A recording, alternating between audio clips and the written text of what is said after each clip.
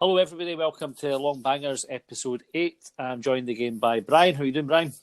Absolutely miserable, Matthew. How's yourself? Well, I'm alright actually. I've kind of got over what happened on Saturday. I nipped into my work today and I work in a big office out of the Gale, and we've just had these new seats put in, and the one I've got is right next to a mirror, which was great. I was right beside myself. There you go. It wasn't Ian Budds that ordered the seats, No. was it? We actually got them. I am budgeted on today, but I was beside myself. It was better than the seat I had before. I had a load of books up above me, and they all fell down and hurt me one day. But I only had myself to blame for it. Why am I even laughing? I reckon if anybody's still listening, we've got a busy show for you tonight. We're going to look back at the St Johnstone game, what a disaster that was. Have a wee look about... That's the biggest joke, to be fair. Aye. We've got... Yeah, we'll look at the rumour about Leanne Dempster going, which has since been quashed by Kieran Power, but we'll discuss it anyway, why not? Heckenbottom, we'll have a wee bit of conversation about him. We've got some Desert Island Pricks that folk have sent in, a couple of Duncan Dares, and we'll also look at our best centre-half pairing from 2010, some interesting choices sent into us there as well. One thing I would say, like through the week, the Historical Trust got a hold of Laurie Riley's medals, and we put a wee tweet out and put a wee bit on Hibsnet about what would you like to see included. We had tons of stuff sent in, which are absolutely hilarious. That's some absolute rippers. But probably not going to have time to get through them on our show tonight, because I think the St Johnstone chat's going to take a bit longer. So you can tweet us and let us know whether you want to have a separate show where we go through that, or if you're happy enough just to pick them off our Twitter account, which is at Longbangers, and you can go read them for yourself. But there are some crackers there. Let us know what you want to do either way. And, I don't know if we're able to do a bonus episode, but we might have a look at it if there's enough of an appetite for it. Right, Brian, so the St Johnstone game, I finished the thread on Hibsnet, and it was one of these posts that you put on that nobody replies to after it, like, you know, when you kill a thread dead. I've heard a few of them. Somebody referenced the horse noise, and I said Mr. Ped, and I'm thinking, surely folk remember Mr. Ed, the talking horse, for when you were wee? No. I think I'm the only one that got that joke, because I was sitting going, pedantic, Mr. Ped, Mr. Ed, horse. I thought pretty clever, and I was clearly the only person that thought it as well. Mr. Ed was a talking horse. It was a show that was on. Well, I remember watching it when I was wee. It was black and white. When I watched it, we did have a colour TV, but it was just like Sergeant Bilko when that was on. That was black and white. Similar kind of era, I think, when they made it, and it was just a boy that had a horse that could talk. No, that's you're way before. Way before me. He did the review of Fitboro, so he can piss off, is what we're saying there. Right. Absolutely. Aye. St Johnstone, then, what did you think? You ready for the noise? I'm ready. I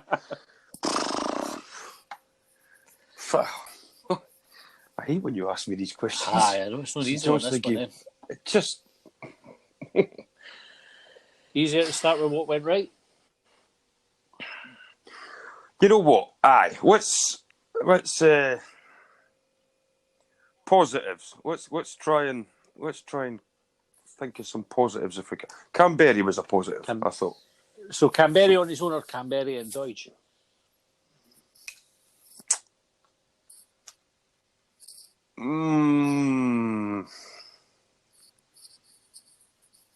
I thought he was good throughout the whole 90 minutes, if I'm being honest. I would agree. I think Hibs as a team were better with Canberra and Deutsch. As much as I don't like the football that we're playing at the moment, especially with Deutsch being that out ball, if you like, in terms of winning the ball in the air and whatever else. When he went off, we still continued to launch the ball, and it was just coming back at us in waves. There was no, and that's no slight on Canberra. I just thought not that there's many positives to take for the Hibs game on Saturday, but we looked better with those two up front together. Mm-hmm. But Canberra, certainly, I thought was our man of the match by probably a distance, to be honest. What do you think's changed with Canberra? You know what? The easy answer to that is because Basel are looking at him. It could be. It could be. I think he's definitely a confidence player. There's no two ways about that. Although looking at him, you know, even his running style and everything like that, it looks like he's a confident boy before he's even stepped foot on the pitch. Yeah. But comparing him to last year, how he was towards the end of Neil Lennon's tenure, and how he is now, he's the Canberra we've got now is the Canberra that we first got back in God, was it January 17? January 18? 18. Yeah, 18, when he came on loan. Yeah. And he played a proper striker's role on Saturday. His link-up play was good. He was working. He was harassing defenders. His touch was good. Most of his flicks were coming off. His goal was terrific. He was one big positive on Saturday. I actually liked the look of Adam Jackson again, I'll be honest. I did like the look of him on Saturday. He had a good game, Jackson. Aye, I thought he had a good game. And Josh Vella, I actually thought was not by any means a superstar, not anywhere near grabbing the game by the scruff of the neck, but there's 100% a very good footballer in there. I would certainly stand by that, and I think once he's up to speed, fitness-wise and everything else, you really will see a big player in the middle of that park. Not, like I say, not a 9 or 10 out of 10 performance for him, certainly, but you can see he's got it, definitely. I think he's definitely got it. Other positives on top of that? Struggling. None. Struggling. I genuinely am struggling. What about you? Any you can add to anything this? About that? Well, no. I'm racking my brains. I mean, there was a wee laddie in the crowd in front of us at the back of the West Upper. He threw up just at the start of the second half, and it was humming like proper throwed up, and he got to miss the rest of the second half. So that's a positive for him. I contemplated the old fingers down the throat as well, because I think if Josh would have been too happy with me leaving early, we tend to stick it out right to the end. But I thought, well, a wee fingers down the throat, I can make myself spew here and get out of this second half. It is an eye, yep. So it was a wee positive for the wee laddie that he got out. I hope he's feeling better anyway, and I've no doubt that he's listening in. Absolutely. And he's sick bed. And he's feeling shite. Okay, he's bound to be. Other than that, no, there weren't any positive. It was a nice day. Nice sunny day. It was a nice day. Angry Tommy Wright got to look happy for 30 seconds at the end of it as well. So there's that thing. Why was that arsehole blowing kisses to the West Stand? I mean, there was a few folk in the West Stand that said he wasn't getting dogs abuse during the 90 minutes. Well, I can only assume that he listens to the podcast. I was just going to say, he's maybe heard your impersonation. I thought. So, I was a bit of break into Tommy Wright again there. He's probably thought, have that with the end of voice. I don't know why he would have been so animated. And it's not even as if it's a new thing for St Johnstone to score a goal right at the death of the game against us. No. And they did win. Notice that one of the boys got interviewed, the boy that scored the goal, I think, got interviewed, and he says, we ken how to win at Easter Road. And I thought, no, really, he didn't win. That's like the sort of Ian Cathro one where he says, we'll just have to beat them again after he drew with them. Aye. Right then, Cathro. Aye. All right, so let's pick the game apart then. What did you think of the team selection and the lineup?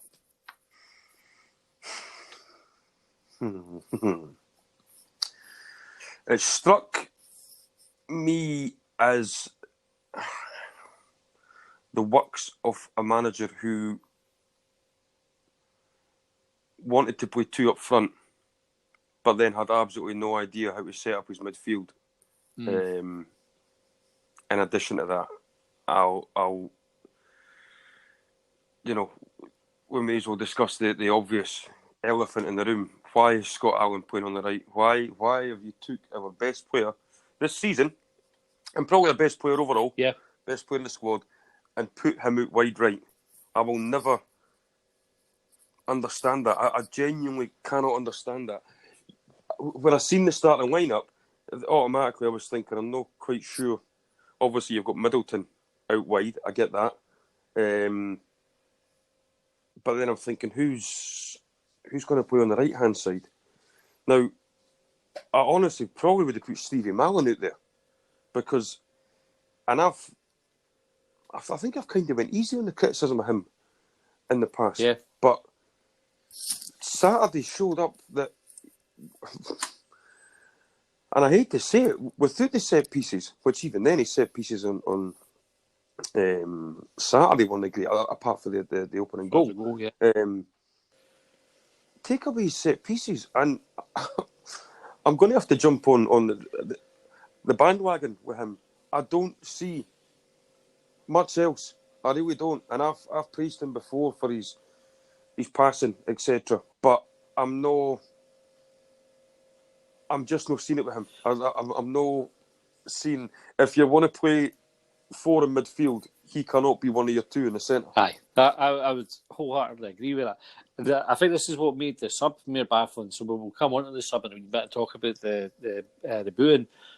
But that you've got Stevie Malin, who, other than, like we say, we'll give him full credit for the cross that he put in for the goal, 'cause it's a cracking cross. But other than that, as was the same with Ibrox, is you could have lifted Stevie Malin, put him on the bench, no replaced him, and no noticed any difference in how we played. Yeah. And you've seen that as quite a common trend with Stevie Malin, in my opinion. He's got all the potential in the world. I just didn't see him delivering enough for the Hibs. So that, for me, the obvious change would have been sub Malin off, put Allen into the middle, and then you've got Horgan on the right. And actually then Middleton on the left, Horgan on the right, and Vela and Allen as your middle 2. Aye. That's and decent. That is decent, and that's a simple, straightforward change. And you're just saying to Vela, just you drop 10 yards, because Scott Allen's he's not going to be box to box. You're wanting, when you've got 2 strikers up there who I think their movement's terrific. I really do.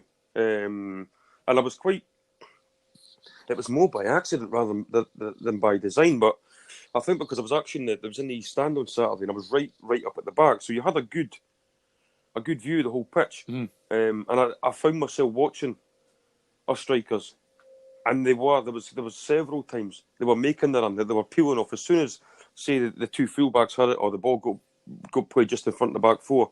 One of the 2 of them were always on the spin, always in the lookout, and the amount of wasted runs, if you like, that they made because they just never got found. They never even got attempted to be found.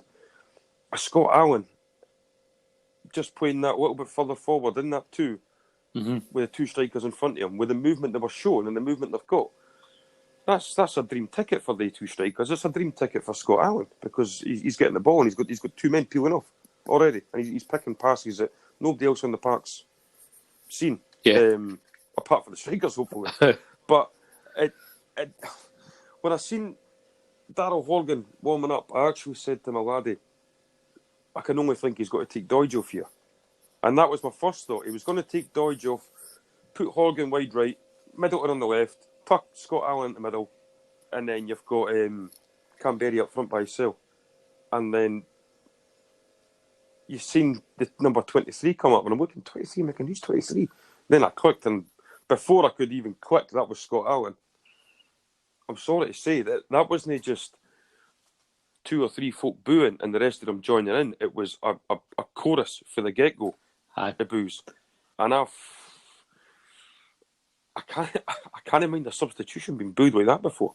I was thinking about this as well, Brian. I couldn't remember, for as long as I've been gone, a reaction like that to one player going off. No. And because we sit at the back of the West Stand, so we're probably right opposite where you are. And I was like, what's the noise for? And then it's only really then when I kind of clocked, he's taking Allen off. Yep. And like, Allen wasn't having a good game. So I think in principle, with taking Scott Allen off, I wasn't bothered at all. I go, that's fair enough. Scott Allen was one of a number of players that could have been taken off because they were ineffective on Saturday. But when you see who he's leaving on and the change that he was making, I can understand why people were frustrated by it. I actually said to my laddie, as soon as he went off, I says, and I was referring to Heckenbottom, I said, he'd better win this game. He has to win this game, or the knives are out for him. And then to come out afterwards and say, I didn't know there was a rule against taking Scott Allen off. I'm sorry. If you're going to make smart-ass comments like that, win the fucking game first. Aye. You know, that's not going to... We are notorious as Hibs fans, most football fans, but I think Hibs fans especially, were notoriously fickle. And coming out with a comment like that, you're not doing yourself any favours at all. And listen, he's right. And you're right as well. Scott Allen was ineffective on Saturday. He was played out of position, absolutely. Mm-hmm. And when he briefly did dart into the middle, he played a terrific ball through for, I think it was Dodge, wasn't it? It was a cracking pass. And but aye, no player at Easter Road is beyond being taken off. Not even the captain, nothing. And you know, anybody can be subbed. If you're having a bad game, you can be subbed. But it just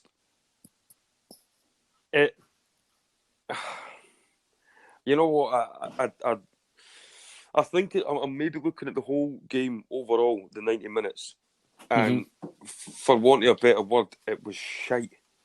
And for us to be 1-0 up at home at St Johnstone, who are no great shakes by any stretch, and try and close the game out. Yeah. Because we dropped back. Now, I will give Heckenbottom a wee bit of credit. I noticed as we were approaching the 90 minutes, he was at the end of the technical area urging the players to get forward and push up because we were camped in our own half. We were camped in there. Yeah. But when you take Dodge off and you're still allowing your players, the centre-backs and whatever, to hoof it up the park, it's coming back at you every single time. So it's all fair and well telling them to push forward, but if the players are hoofing it like that, and you've no... Canberry's no Christian Dodge. Christian Dodge will win his fair share of headers. Canberry, for me, doesn't he? He normally jumps 5 minutes before the ball's landing near his head anyway. He's on the way down when the ball's at him. And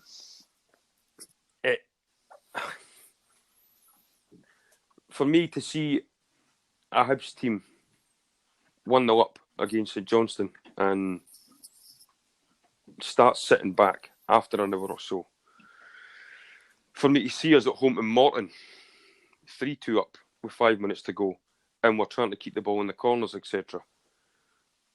That's not what I like to see. I'm sorry. I hate to sound like one of those Hibs fans that thinks we've, top us all how to play football and whatever else. But I didn't want to see.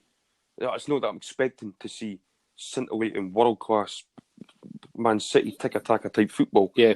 But I do want to be entertained. Go back to the Hibs Rangers game at 5-5 under Neil Lennon, which was probably the most bonkers game of football you could ever see. And it was strange circumstances in a sense. I think we had to score, was it 6-1, 6-0 or something ridiculous like that. Aye. But it was gung-ho, and it was brilliant to watch, and you're walking out there at 5-0 thinking, that was absolutely madness. But I enjoyed that. It was madness. And I compare that to what I'm seeing on Saturday. And that was a draw. I'm not having it. I don't know. I actually don't even know what to say. If I'm being honest. Well, when you talk about that, right? So Hibs sitting back 1-0 up and sitting back. So I actually thought St Johnstone played their way into the game and forced us back. But Heckenbottom talks about the expectations. He said that a few times. The players that he's brought in need to get used to the expectations of a club like Hibs. I'm not entirely convinced at this stage that Heckenbottom's got it with the expectation at Hibs. And I go back to, I can't remember if we talked about it in a previous episode, where Heckenbottom initially, when he came in, the first game against Celtic, he talked about the players not being overawed by the names on the other sheet. And my first reaction was going, why on earth would they be overawed? We beat them. Like, Yep. we go toe to toe with Celtic, and we have been doing it for a couple of years. If anybody was overawed, it was him. Aye, so you asked then the question, like, so where does that come from, this idea that we'd be overawed? And then we have the first half that we had against Rangers at Easter Road where they pummeled us, and we came back into that game and we got the draw, the one each. But then you goes to Ibrox, loses 6 there to Rangers. And then we're hanging in to try and defend the lead against Morton or try to defend the lead against St Mirren. And you think, does that come from the manager? Is it just him that's at that point where he's going, right, we've got ourselves in front, let's not lose this game? Aye. And didn't forget, when he's talking about expectations, in terms of the expectations of the Hibs fans, he's the one that set it. And the reason that I'm probably as mystified and dumbfounded with him and disappointed in him is because I, like many others, and I'm guessing that the people that interviewed him, George Craig and Leanne Dempsey and whatnot, were seduced by this talk of players having fitness levels I've never had before, athletes, pace, fullbacks bombing up and down the flanks, fast, high press, high tempo, high octane football. He's the one that set the expectations in my head. Yeah, I've listened to that when he's come in, and what's now looking more and more like it was a new manager bounce, if you like, where we propelled ourselves from 8th to 5th. At first, I was thinking, great man manager, because he was talking the talk. The results were coming in. That now just more looks like a team that had the shackles taken off them after Neil Lennon left, and were able to play with a bit of freedom, if you like. But he's the one that's set my expectations. Personally, speaking for myself here, that I'm going to see what I want to see. I touched on Man City earlier on. They played their tiki-taka football. Can I be honest with you? I actually find that quite, I'm not going to say boring, but it was like the Barcelona teams of, 6-7 years ago, or the Spain teams of roughly the same times, where they would just pass teams to death. I never found that exhilarating to watch. So, but when he's coming and talking about, and it would be direct football in a sense, but just high octane, like how Leeds United play, for example. Aye. And Marcelo Bielsa. I mean, I finished watching the documentary last week, which was brilliant. And you could argue they burnt out towards the end of the season, and obviously failed in the playoff semi-finals. But he got them into the playoffs when they probably weren't expected to be up there at the start of the season. And that's the type of football that Heckenbottom sold me. This is what you're going to get.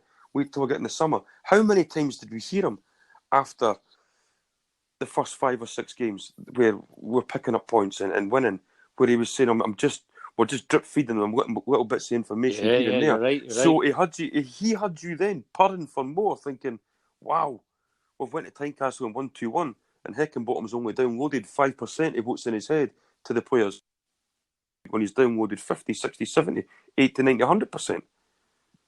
So when he's talking about expectations, I'm sorry, he's the one that set the bar that high. And what I'm seeing on Saturday there, what I saw the Saturday before and the Sunday before that, is a fucking million miles away for the dream that he sold me. And that is why I've worked out, I think I'm that concerned with him. I'm all for giving a manager time. I am. And I know I've read a few you post on Hibs.net. You've touched on it as well. There's another poster on there, Pretty Boy, on Hibs.net, who I think's a terrific, brilliant poster. And he said the same as well. You need to give them time, but you also want to see little signs of progress. Aye, you need something to cling on to. I'm seeing a team regressing week by week. I really am. And I don't see it getting better. I don't. Well, Saturday was a real eye-opener for me. I mean, I think probably and well known for it as far as these things go, the last person to get on a manager's back. I tend to have this sort of insane optimism. Yep. You know, when I look at Hibs, I'm very, very passionate about defending them, and I didn't like to think of bad things. I'm the same normally. Yep. Saturday I'm sitting, and I think the last time I felt it was bad was maybe the first half when we were away to St Mirren last season. We were on that bad run. Lennon had just gone, and St Mirren were beating us. And I'm looking at Josh going, this reminds me of the relegation season. Yeah. We're going nowhere. And we turned that game around, and then we ended up on a good run and all the rest of it. Saturday there, I'm looking at the team and I'm going, I don't see anything here, anything in this game with optimism. No. He's brought in 9 players. 9 players. He played 3 of them on Saturday. So what's the point of bringing in 9 players if you played 3 of them? Mm-hmm. I think get it. Fair enough, one of them's a goalkeeper, and I think Marciano ahead of Maxwell's the right decision. You've got James is injured. That's unfortunate. But then go through the rest of the team. You've got Newell sitting on the bench. Yep. Why is he not playing? So Jackson's on the pitch, which is fair enough. Get your players on the pitch. If you brought them in, get them on the pitch. And if they're not good enough and they're needing time to adjust, you need to get them on the pitch and give them that time to adjust. Keeping them out of the team and drip feeding them in isn't going to help anybody. No. It's frustrating. This is probably the first time in ages when I was sitting watching this game, and you could see a mile off, even though we went back in front after St Johnstone equalised, you could see a mile off that we weren't going to win that game. I said to my son that it was bang on 85 minutes on the scoreboard at Easter Road, and I said, it's coming. A goal's coming. They're going to score. And I was actually getting angry at the referee at that point. And it's funny enough, I'd said to my son as well, he'll not blow that full-time whistle until they've scored. And literally after they scored, I think we had about 2 or 3 touches of the ball, and that was it. He blew the whistle. Off, aye. But I'm not blaming the I'm not blaming the referee for that on Saturday. No, I think I tweeted straight after the game. Actually, my eyes were firmly fixed on him, and I'm sorry. That's people say you or managers say once the players cross that white line, there's very little you can do. I'm sorry, you can. There is things you can do. You can do it. You can make changes at half time. You can make changes during the game. You can get information to them at half time. But you're the one that's sending them out there before kickoff. What you're hoping is instructions. What you're hoping is a shape and a pattern and a style of play. And I'm not seeing any of that whatsoever. None of it. And it's for the Hibs managers in recent memories. I can't mind seeing a manager make as many changes as he does. Well, usually at half time, we come out in the second half and we're a completely different team, which is admirable in one sense. But don't forget, he's obviously he's cocked it up the first 45 minutes if he's had to make these changes. Is it because we're not studying the opposition enough? Is it because we're too predictable? I don't know. I'm scratching my head with him. I really am. I wonder if there's an argument that they're overcoached. Do you know the possibly? Yeah. The instructions are so prescriptive that the team, if something happens that they're not expecting to happen, they can't adjust it. I don't know. It's just another theory about it. But there's definitely something to right, and confidence I think is playing a part. So I don't think it helped if we got a chasing at Ibrox. I think you look at that team, they don't look like they're prepared to take a risk with something. Ironically, Scott Allen's probably the only one who kind of consistently does, because he'll try the mad passes that's just in his makeup to do it. But if you've not got Scott Allen doing it, and you've got nobody else in that team that's taking charge, and then you talk about, so Heckenbottom mentioned the anxiety spread from the stands to the pitch. And do you know, I agree with him. I think it did, but I think the players were already anxious. Aye. And then you get this atmosphere. So I don't know if you'll have had a chance to listen to it, 'cause it only came out, but the Hibs Talk podcast that had Mickey Weir on, and I listened to that earlier on, and it was really good. He was talking about booing, and they asked him whether or not it affected, and he says, of course it does, because you're a human being.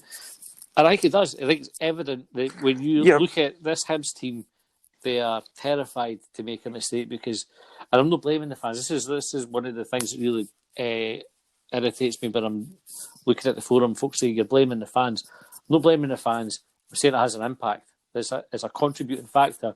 It's not the root cause. It's not the biggest thing that's causing it. The players underperforming and the manager setting the team up in a way that's not getting the best out of them is the problem. But there's definitely that feeling now, and I think it happened to Ollie Shaw. He saw it coming a mile off Ollie Shaw that his confidence went, and any time he made a mistake, folk were on his back straight away, and he was frightened to do anything. He'd try and lay the ball off instead of having a shot. Now we've got a team full of players who didn't want to play a tricky pass. They didn't want to go and try something. They'll try. Sometimes they're even trying to pass. They're just launching it. Aye, I know, and it is counterproductive, and I don't like the booing at all, and absolutely it'll impact the players.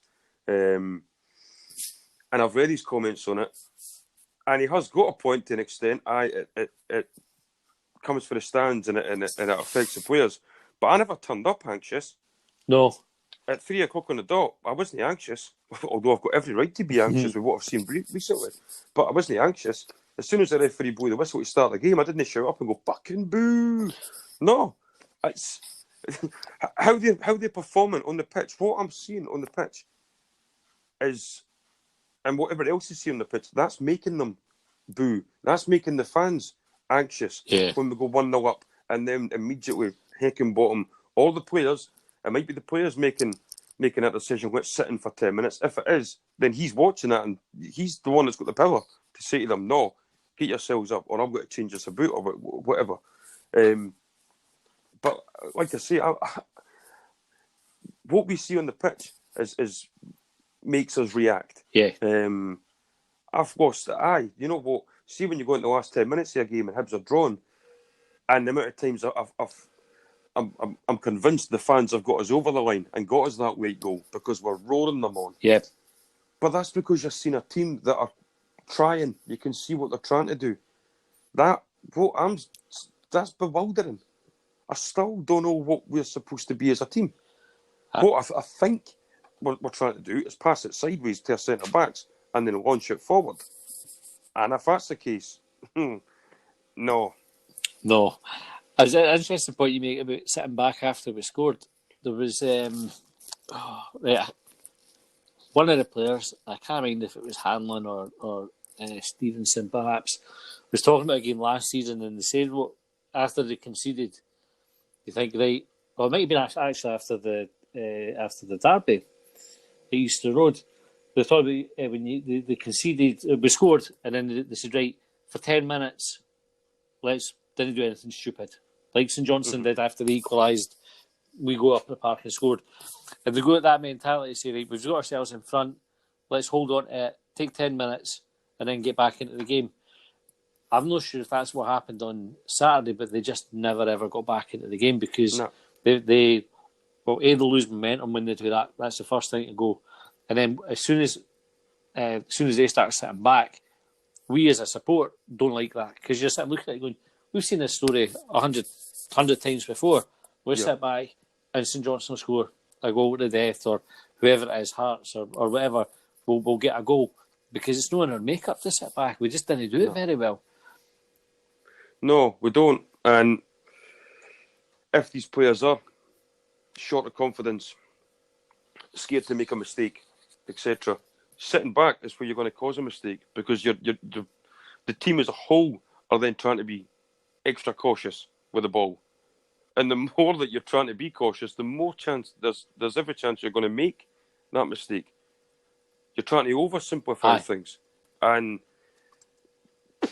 Lewis Stevenson, for me on Saturday, was terrible.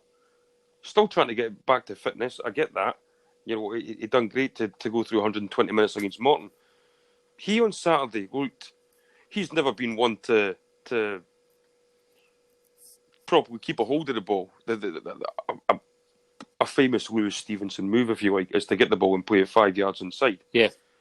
But he generally will then try and make a run, try and create the triangle, if you like, or whatever. But he wanted rid of the ball, in my eyes, as soon as he got it. I never seen anybody else really wanting it or making a move for it. Josh Vella, who I picked to, I thought was trying to make himself available for the ball as often as possible. Malin, as you said, you could have just picked him up. One of these seagulls could have just picked him up and took him at the ground, and you wouldn't have noticed.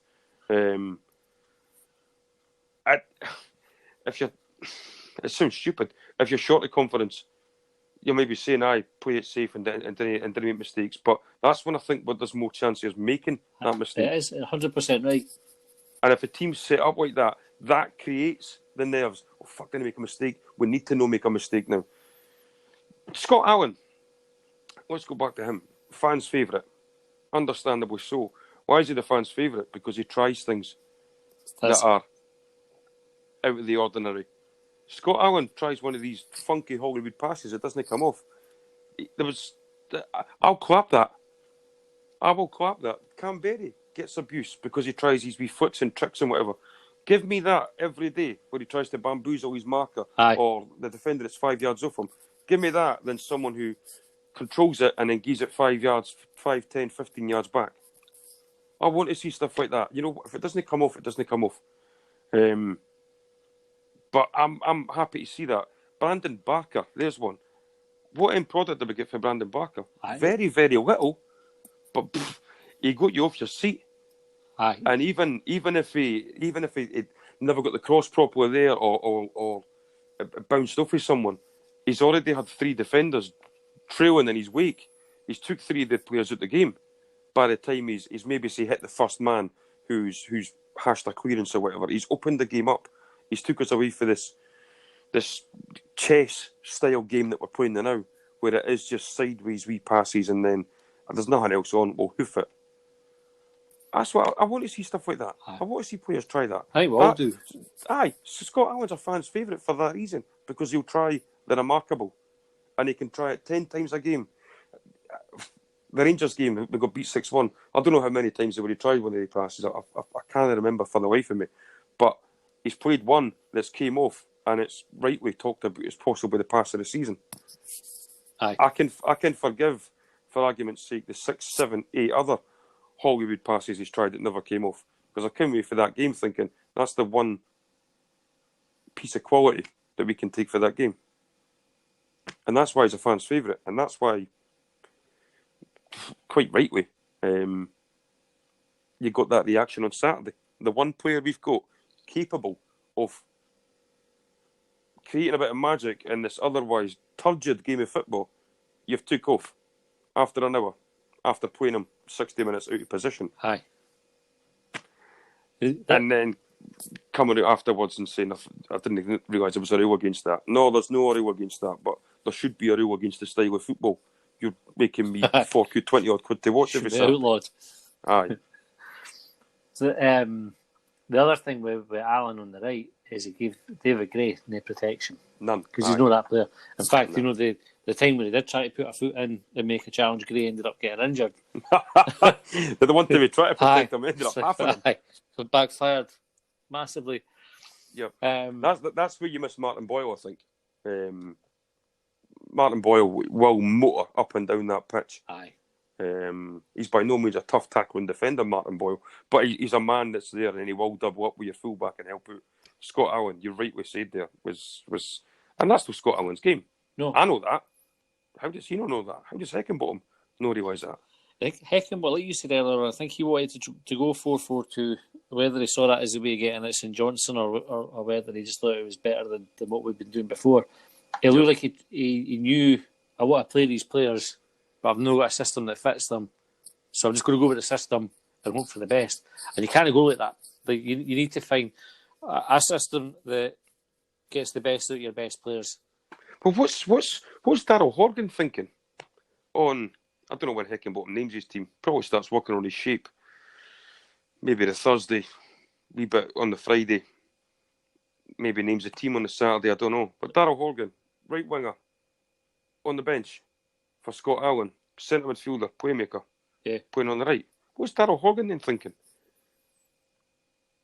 I know that Darryl Horgan came on and proved the manager wrong because no disrespect to him, but he was absolutely humpty for the minute he came on. But what must he have been thinking? Aye. I mean, he was scratching his head, probably like the rest of us. Aye. It just, I mean, it was everything you wouldn't want to see for a Hibs team. From almost the first whistle, we went in front, it was a good goal. We had hit the post by that point as well. Canberra had hit the post. There were a couple of promising signs when we were pressing high up early on, but it just fell away. And as soon as it fell away, there was nobody in that team or on the sidelines organising and getting it sorted out again. And you couldn't tell what our system was, what we were trying to play, or our attacking tactics or our defensive tactics. None of it looked like a cohesive unit doing what, all of them have said, managers really clear at telling us what our jobs are. We all know our jobs. Well, it didn't look like that on Saturday. It looked like everybody was looking around thinking, I didn't get my job. And we're toiling as a result of it. Aye. What is the instructions? Confuse the fans? Aye. Baffled. Maybe he was trying to catch St Johnstone by surprise as well. Just, I mean,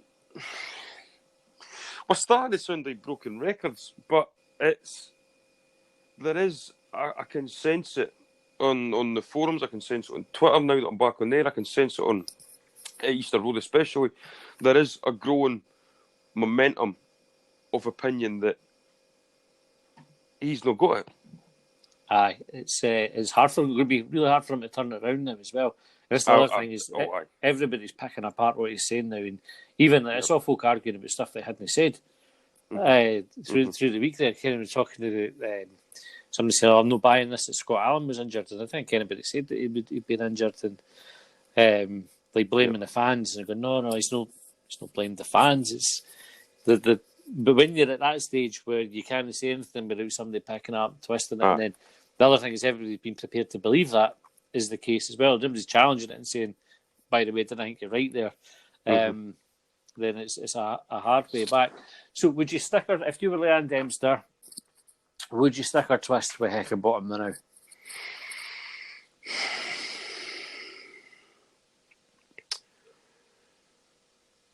Oh.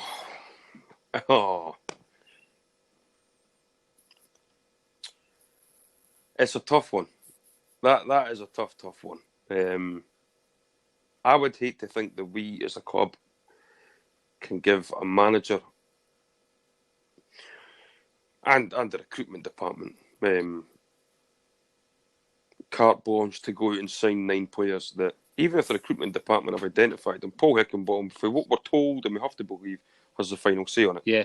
So it would be, on the outside looking in, it would be ridiculous for Hibs to sack a manager after 3 league games where they've got 4 points for 9 and sign 9 players in the summer. It would be stupid. But scratch beneath the surface of it, and like I said 10-15 minutes ago, I'm not seeing any signs of progress. If anything, I'm seeing things going in the opposite direction. So if I was to come off the fence,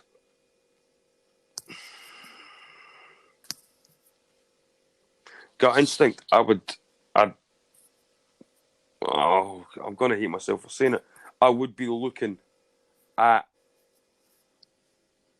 possibly getting rid of him, or getting a message to him if there's boardroom meetings or whatever, and saying, "Listen, Paul, you're under the P now. You really are under the P. You've got a few games to sort this out. Give us something to shout about in a positive manner."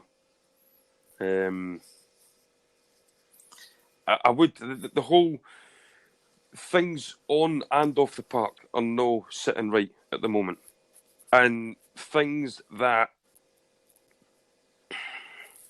listen, if Hibs were winning games more often than not, and we're playing a great style of football that was exciting the fans, the stuff off the park wouldn't be getting anywhere near the coverage it is at the moment, like the catering, like the ticketing, etc. The turnstiles and so on, yeah. Stuff like that. That wouldn't be getting the exposure it's getting at the moment. But because things are looking like they're going tits up on the park, there's no real tangible signs of progress. We then start looking at the club as a whole and we're thinking, off the park, commercially, etc., what's going wrong with us? you look and then people are Aberdeen have got a turnover of 15 million. Hearts have got a turnover of, I think it was 12 million or something, and Hibs are at 9 million. Aye, they've got people donating money to them, etc. And that's the difference between what they're pulling in and what we're pulling in. But then why have we not got people? Are we not reaching out to them? Are we not targeting them? We're getting bigger attendances than those two. How come they're making more money than us? Yeah. How come they're a more attractive proposition than us? When we're the team, we're in the capital city. We're the one that's got our own training ground. We've bought and paid for. We're the one that's got a completed stadium, UEFA compliant, etc., etc. So why are we then not a more attractive proposition? Because you can't tell me all these millionaires are purely Aberdeen and Hearts fans. There's got to be very wealthy Hibs fans. Why are we not targeting them? Why are we not finding them? Why on the radio, for example, am I only hearing adverts for Hearts? Yeah. Never hear nothing about Hibs. It just seems we're failing on and off the park. And that level of scrutiny, for me, comes because what we're seeing on the park's not that great. And then you start looking at things beyond that. Because I would quite happily eat a mince pie that's the temperature of lava if I was watching a Hibs team win 4 or 5-0, or at least playing in a manner of trying to win a game 5-0. Yeah. But we're not seeing that, and then suddenly I'm walking out the stadium on Saturday moaning about the turnstiles and whatever else. When even then, I wasn't even waiting more than 2 minutes, I think, to get into the ground. But it's another, you know what? I'm a football fan. I'm a fickle football fan. It's another thing for me to get pissed off about. Aye. And I'm sure I speak for quite a few others in that way. But you're right, and those things all go away if you start winning games and start playing well. Absolutely. Of course you do. Of course you do. You're saying, should Leanne Dempster give Hecky the bullet? Is Leanne Dempster maybe reaching the end of her shelf life? That's been 4 or 5 years. Is she possibly stagnating? Well, she took her eye off the ball with the commercial side, with the farce that we've got with the ticketing, etc.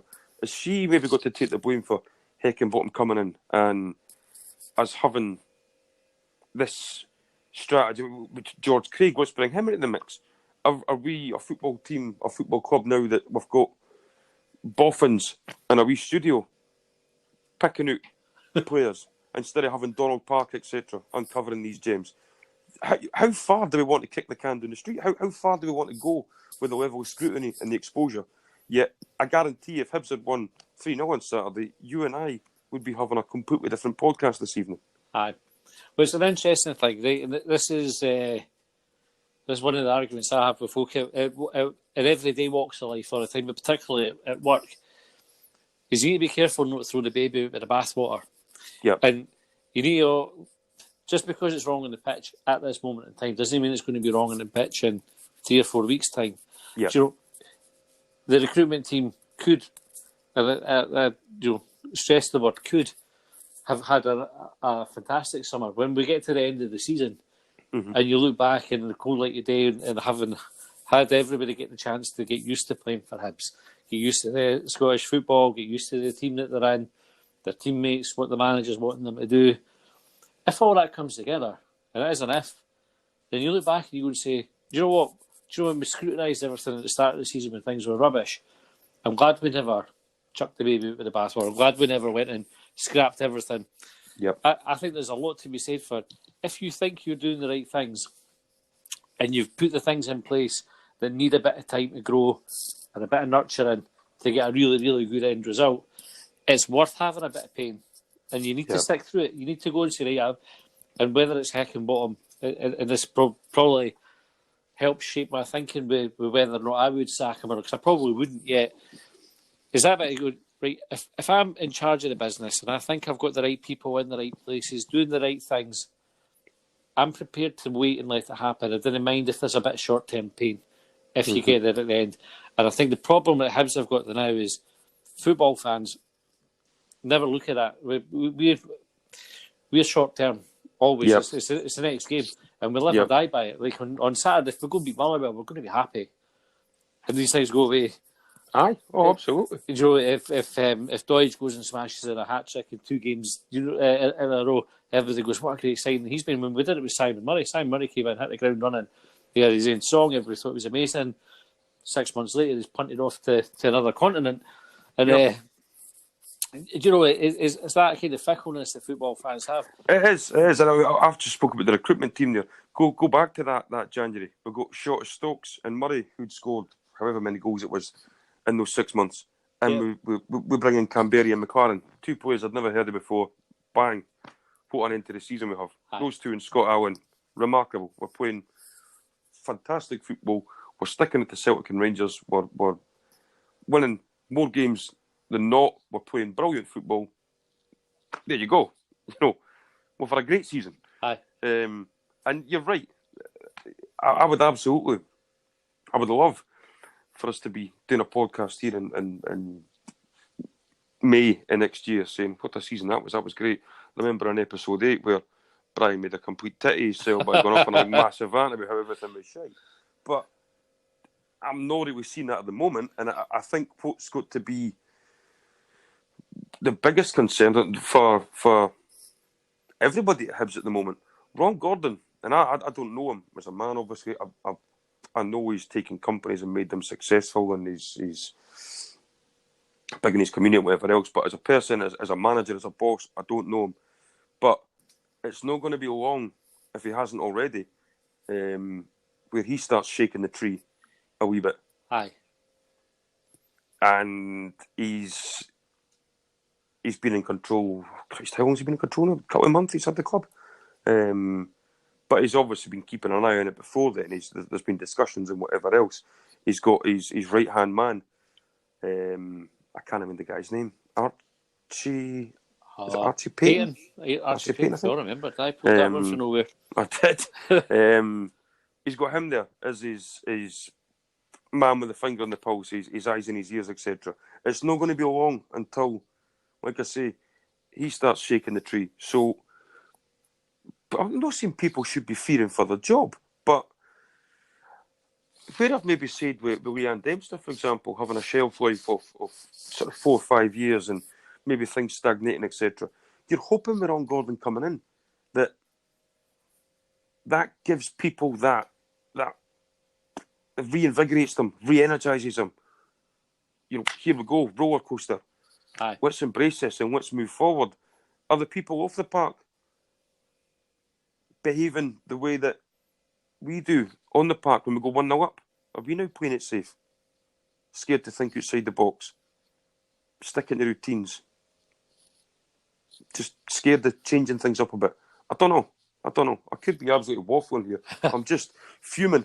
I'm just fuming on the course of the last 2 weeks, and because it was crap on Saturday, I am analysing everything now. I think that's probably... It's never an unhealthy thing to go and have a look at it. I would love to get under the bonnet at Hibs and have a look and see what's really going on. Right, one thing to call out from Saturday, will move us on a wee bit. Marciano's yellow card. Can you think of anything later than Marciano at that tackle? He must have. And you're not allowed to say Wallace Mercer. No. He must have got a shout, or he must have spotted his missus in the West Stand or something. Oh, that's a good shout. Maybe it was that. Well, to be fair, I mean that would. She's got some pair of legs on her. He must have He looked to all intents and purposes like he was coming out and he was taking that ball. The last split second. I don't know what happened. He was favourite for it as well. We were watching it going, there is no danger here, is what I'm thinking as he comes rushing out. I thought Rocky's got this covered. And then, put the boy up in there. Just absolutely bolted him. It's just... And he's got that in him. He has got that in him. Aye, just a rush of blood to the head. And he, I think he got away with one just after it as well, where the boy was called offside, because I think he could have been a second yellow. There was another one, which sounds a bit innocuous now, but if you remember, they'd played a ball to the back post, and the guy had headed it down, and Marciano he genuinely, the ball bounced in front of him, no pace in it whatsoever. I could have ran for the east stand and caught it myself, but he parried it back out, and the danger area for. I know exactly the incident you're talking about. Aye, and it was. I'd seen it again in the highlights, and I thought, has he just done that for the cameras? Because, or again, as he maybe go, as it misses again in the west stand, it's got his. I don't know. Well, but it just seemed he flapped and he pushed it out, and I'm thinking, what are you doing? I think we're maybe doing a disservice here. I think, when we're talking about players prepared to take a couple of risks and do something he's like, nobody else is doing this, so aye. They would never imagine I'll do this. Here goes. Bush. That was crazy, just crazy. But I mean, that was. I was surprised that wasn't a red card, I must admit. Well, I watched back. I think the referee got it right. I think a yellow card was about right. Was it O'Halloran? Was that who he clattered? I think it was. Let's say it was. I think he made a meal of it. I think he's seen the opportunity to think, I don't know, I'll make this look bad. But I don't think Rocky's actually hit him with any great force. It was a clumsy looking one, but it wasn't dangerous or malicious or anything. So I think a yellow card was the right decision. For me, it wasn't a red. I would have been surprised if the St Johnstone keeper had got sent off against us for it. So aye. I mean, I would have been.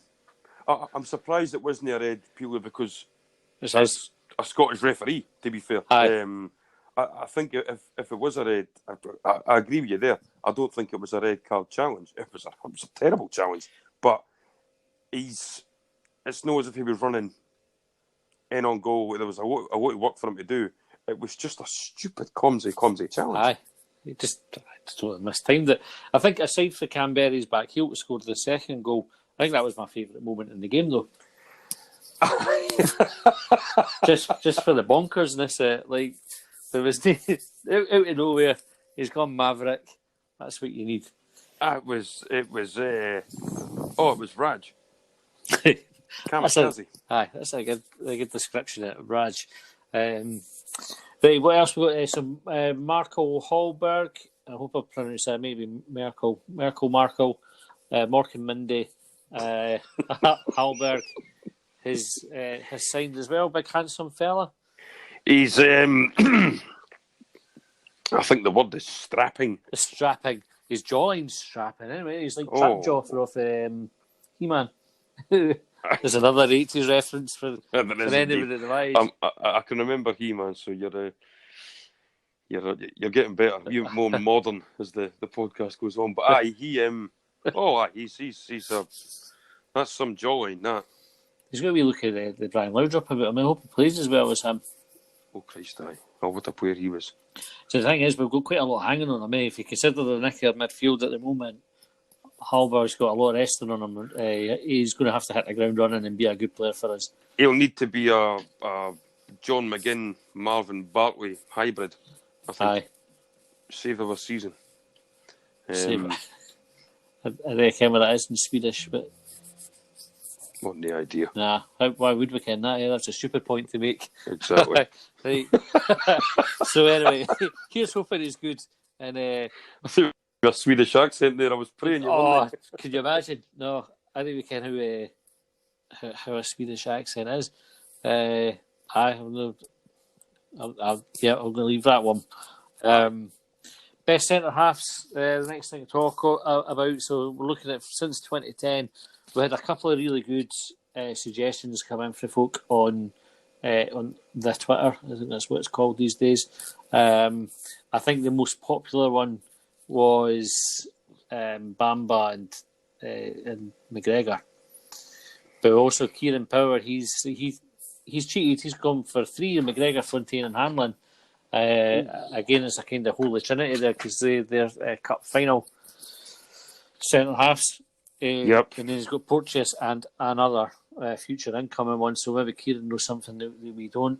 At Green Twang, it's Mike Berry. He said Porteous and Ambrose. And who did we have?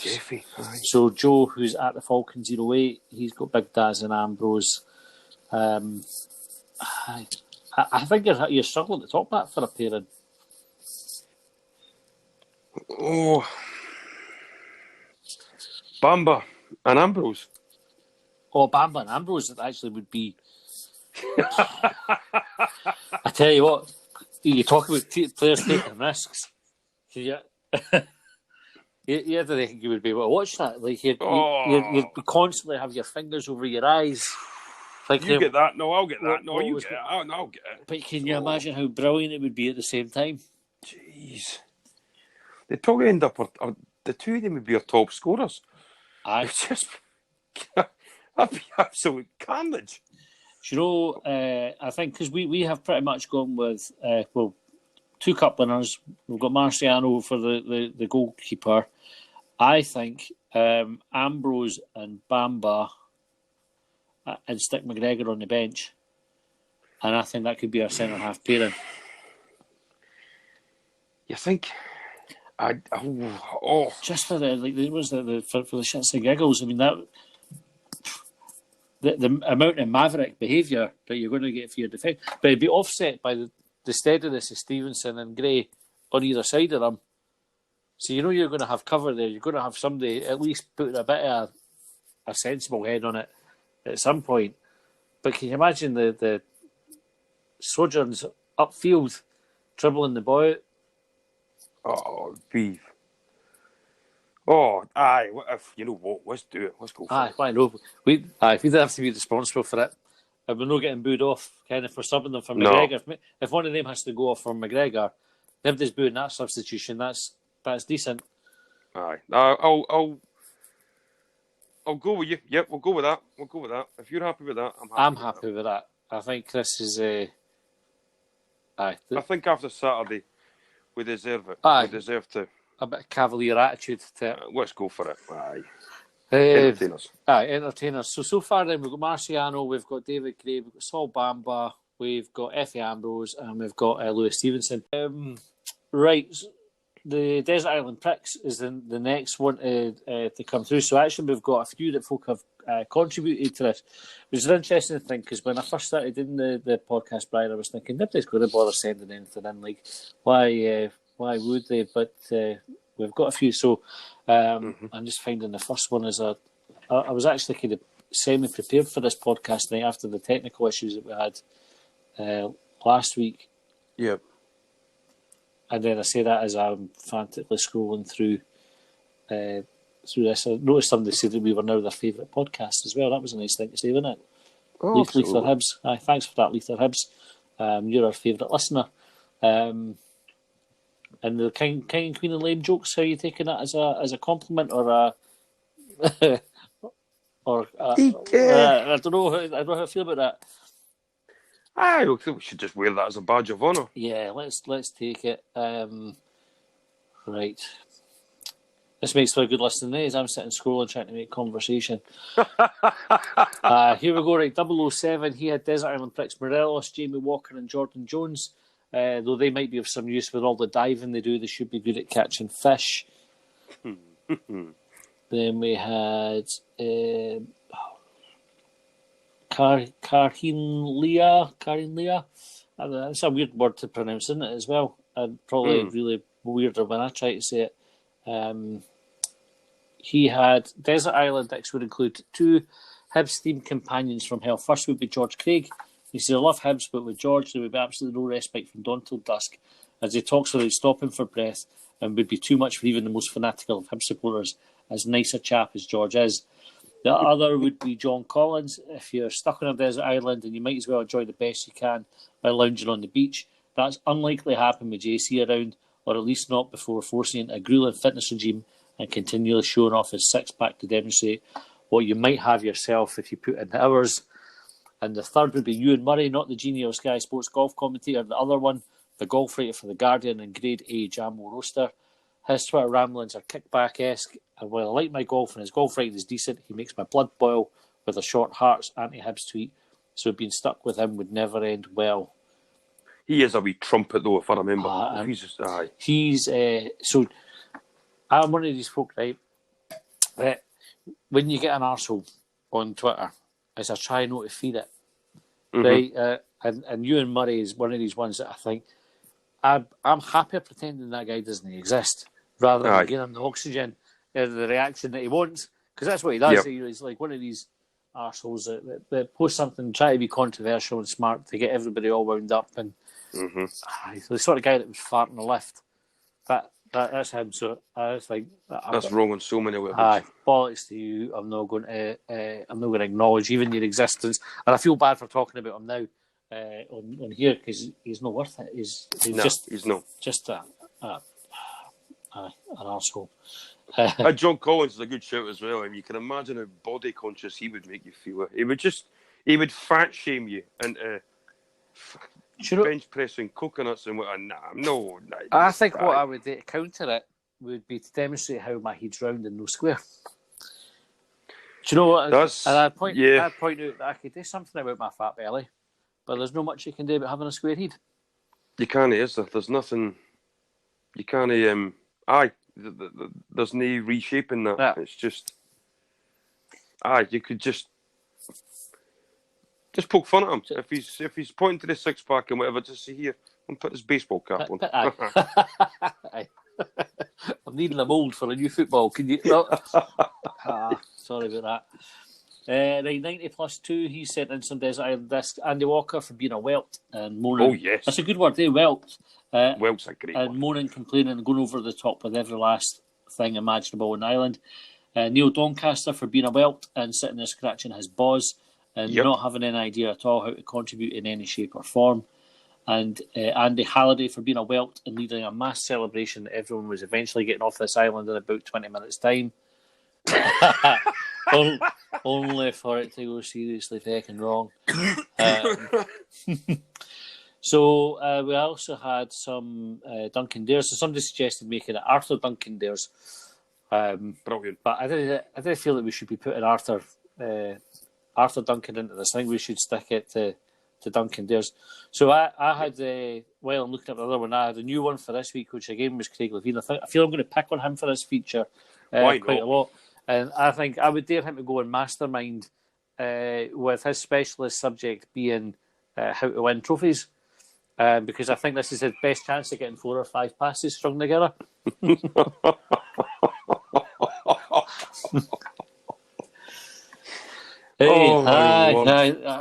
late, isn't it?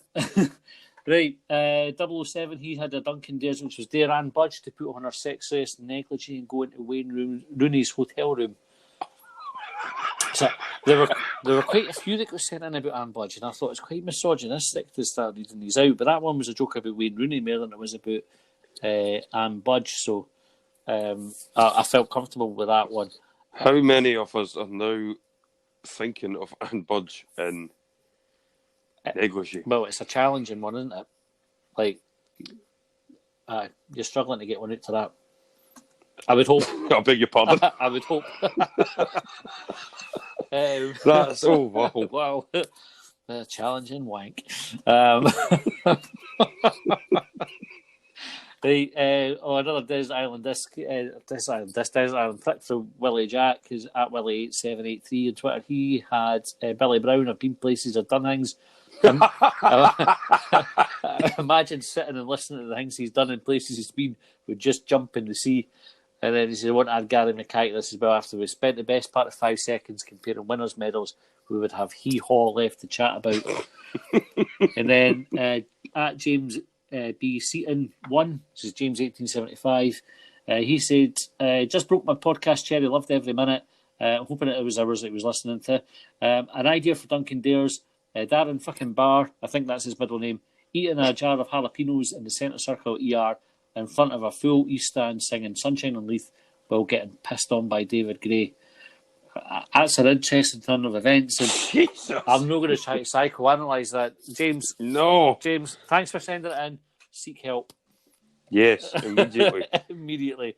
And a wee feature that we also had was a boy tweeted in at Raj. He says, can I come on and boo at random parts of the podcast? But if there was a way to be like technically proficient enough to be able to do that, then I would have been all about that. We've only just started to master how to do this and get the two of us on at the same time. If anybody is on our Twitter, so at Longbangers, have a look. There's a photo, Brian. I don't know if you've been on Twitter since we started talking or beforehand. There was a photo came up on my Facebook, and I don't know if you've ever seen the app Wish. And they sell, you get like an advert for it, and it's just random stuff like. Oh, aye, yeah. So there was a photo went up, and what it looks like is a strap-on tap that goes around your face, like with the tap at your nose. So like if you're needing a way to drain off snotters, maybe like that's the sort of contraption that you had. According to Twitter, you'll see the picture. It's very hard to describe. And I'd asked folk to kind of send in what they thought it might be. So a couple of drug-related ones, and I think my favourite one was Mr. Miyagi said it's a Gary Lock piss drinking kit. and when you see it, then somebody else said that M. Dow said it captures the real Romanoff Twitter tears about Hibs and has them on tap. So the real Romanoff, there's another one of those bellends that you think, I don't want to give him any airtime. He's an absolute fuddy. Aye. Hibs Alan, he said, is it to safeguard against Jambo tears on Bulgarian balconies? Let's go for that one. I think that's our winner of the night for that one. Oh, I've just seen it now. I've just managed to find it just now. What the? What? I'd imagine putting that as the thing that you're going to put front and centre that you're advertising. Like somebody sitting at home going, I'm just going to scroll through, see what everybody's had for their dinner on Facebook, and you're a dancer. A nose tap. A nose tap. And is this something that's been recommended for you? I would hope not. I think what I would have been searching for. I'm a bit concerned. For a nose tap to be the answer. That Wish app has some weird things advertised on it anyway, so I will look it up. I've never ventured in to have a proper look at it, but I saw that one and I thought that's got to go out to the bangers and see who can come up with something. I wonder if they have that in Rudy Sketchel size. I think you need a widescreen phone for Aye. to show it. Right, let's wrap up then. We've got Motherwell on Saturday. How do you think that's going? Oh, God. Well, I said 0-0 was my prediction for the game against St Johnstone. I got the wrong scoreline, but I got the right outcome, if you like. I got the draw. I think we've got a decent chance of having an entire season without getting a prediction right, by the way. Aye, I know. If my bookie slips or anything, it'll go by anyway. I know, I had another nightmare on Saturday there. Motherwell away. I quite like Stevie Robinson, I must admit. Motherwell seem to have this uncanny ability to churn out decent wingers as well. And I think I'm going to continue with my miserable mood, and I'm going to say that we will meekly surrender to a 2-0 defeat. Well, I will go the opposite, and I think the Saturday will represent the turning point in our season. I think Halberg will come in, at least for the first hour. I think Scott Allen will be back central. I think Stephen Mallon will drop to the bench, and I think we will win 2-0. That's the spirit. I need some of that in my life. Aye. Absolutely. That's what happens when you're going shopping for nose taps.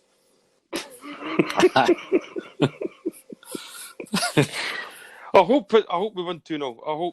I most definitely do not want to be sat here in 7 days' time having another miserable rant about everything Hibs. Well, I think I hope it's decent. If it's a shambles, I think what we should do next week then is discuss the game that we hoped would have happened, and we would make it completely fictional. We'll just cheer everybody up about an emphatic 6-0 win. Well, strange but false. Strange but false. Right. I think on that note then, Brian, I think we will wrap up. Usual shout out to everybody that is our new followers. So we topped 500 followers this week as well. Excellent. Which is good for a fledgling podcast. We're still early days. So to everybody who has found us as a new listener, because we had more listens than the week before, so unless people are re-listening, it means we've got some new listeners. So thank you very much for listening to us. I hope you've made it as far as this and continue to listen. Thank you, and we're sorry. Okay, thank you. We're sorry. We promise we will get better. But if you can encourage other people to follow us, encourage other people to listen to the podcast. Somebody asked us about getting some bangers T-shirts put out as well. Do you know what? If we get enough folk interested, we'll maybe produce some of them as well for you. But have a great rest of your week. Share the podcast, and hope everybody has a good time at Motherwell on Saturday. Brian, thanks very much for your time this evening. No problem, as always. Perfect. Okay, right. Good night, everybody. Thanks for listening. The podcast you just heard was made using Anchor. Ever thought about making your own podcast? Anchor makes it really easy for anyone to get started. It's a one-stop shop for recording, hosting, and distributing podcasts. Best of all, it's 100% free. Sign up now at anchor.fm/new. That's anchor.fm/new to get started.